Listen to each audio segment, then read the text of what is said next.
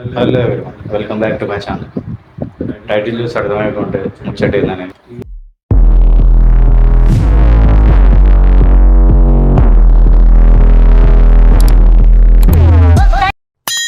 ఈ వీడియోలో మనం బాడీ రికవరీ అంటే ఏంటో తెలుసుకున్నాం. వర్కౌట్ చేసినప్పుడు మన బాడీ స్ట్రెస్ ఫీల్ అవుతుంది, ఇంకా మన నర్వస్ సిస్టమ్ టైర్డ్ అవుతుంది. ఈ టైంలోనే మన బాడీ రీబిల్డ్ అవుతుంది. రికవరీ లేకపోతే అసలు ప్రోగ్రెసివ్ అనిపించదు మనకి. స్లీప్ మనకు ఒక ఫ్రీ సప్లిమెంట్ లాగా.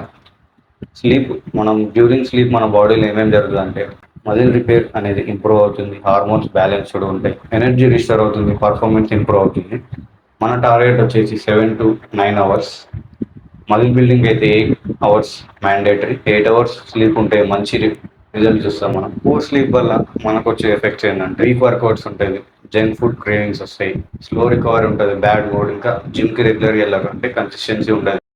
నెక్స్ట్ రెస్ట్ తీసుకోవడం అనేది లేజినెస్ కాదు, అదొక స్ట్రాటజిక్ రికవరీ లాగా. రెస్ట్ ఆ రోజు ఏమేమి చేయాలంటే మనం వాకింగ్, స్ట్రెచ్చింగ్స్, మొబిలిటీ, ఒక బేసిక్ మూమెంట్ ఉండేలాగా చూసుకోవాలి రెస్ట్ డే రోజు. అసలు బిగినర్స్కి అయితే ఎన్ని రెస్ట్ డేస్ ఉండాలి? ఒక 2 days, వీక్లీ 2 రెస్ట్ డేస్ ఉంటే బెటర్.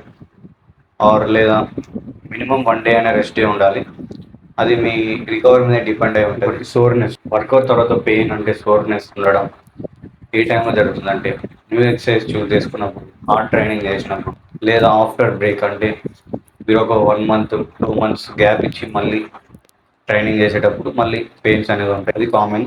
ఇక్కడ ఇంపార్టెంట్ ఏంటంటే సోర్నెస్ ఉండడం వల్లనే గ్రోత్ ఉంటుంది, సోర్నెస్ ఉంటేనే గ్రోత్ గ్యారంటీ అని అయితే మనం చెప్పలేము. సోర్నెస్ అవ్వకపోయినా కూడా మనకు గ్రోత్ ఉంటుంది, సోర్నెస్ అవ్వకపోయినా కూడా గ్రోత్ అవ్వదు. ఈ రికవరీ బెస్ట్ ఉందని ఫైండ్ చేయడానికి ఒక 5 signs చెప్తాను.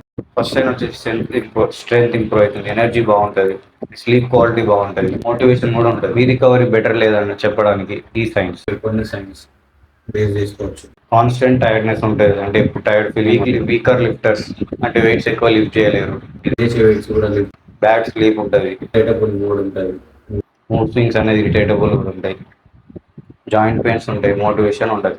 మీకు కూడా ఈ సైన్స్ ఉంటాయి. మీరు ఫిక్స్ చేసుకోవాల్సింది స్లీప్, డైట్, ఇంకా ట్రైనింగ్ కరెక్ట్గా ఫిక్స్ చేసుకోవాలి. చాలా మంది జెనెటిక్స్ ని బ్లేమ్ చేసుకుంటారు.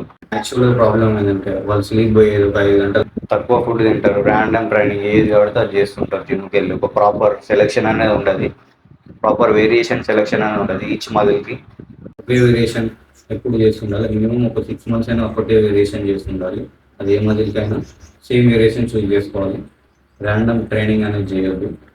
ఇవన్నీ మీరు ఫిక్స్ చేసుకుంటే మీ బాడీ అనేది చాలా ఫాస్ట్గా రికవర్ అవుతుంది, మీ రిజల్ట్స్ కూడా మంచిగా చూస్తారు. ఇలాంటి రియల్ ఫిట్నెస్ నాలెడ్జ్ లైక్ చేయండి, లైక్ చేయండి, ఇంకా సబ్స్క్రైబ్ చేసుకోండి.